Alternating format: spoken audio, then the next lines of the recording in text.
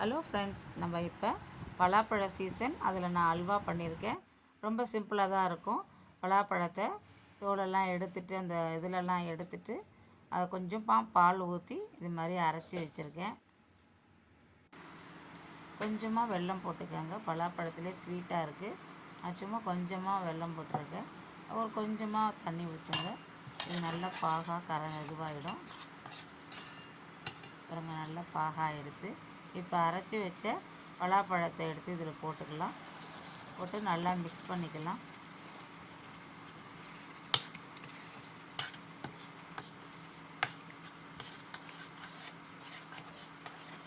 Mix பண்ணி நல்லா சிம்மில் வச்சுருங்க அடுப்பை.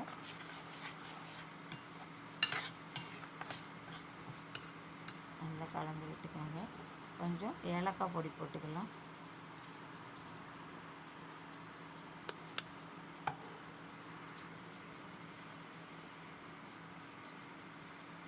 ஒரு 2 ஸ்பூன் நெய் விட்டுக்கிறேன்.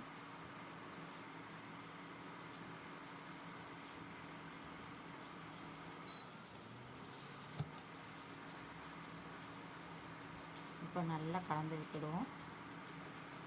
கொஞ்சம் நேரம் இருக்கட்டும், கலர் சேஞ்ச் ஆகும். அது பாருங்கள், அல்வா கலர் சேஞ்ச் ஆகிடுச்சு, நல்லா கெட்டியாகிடுச்சு. இப்போ நம்ம முந்திரி பருப்பு நல்லா வறுத்து இதில் போட்டுட்டு நல்லா கலந்து விட்டுட்டு ஒரு பாக்ஸில் எடுத்து வச்சுக்கலாம். இப்போ தொட்டு பாருங்கள், கொஞ்சம் இதுவாக இருக்குது. இன்னும் ஒரு செகண்ட் இருக்கட்டும்.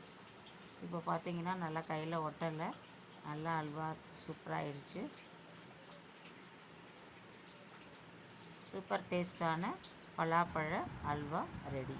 Thank you friends.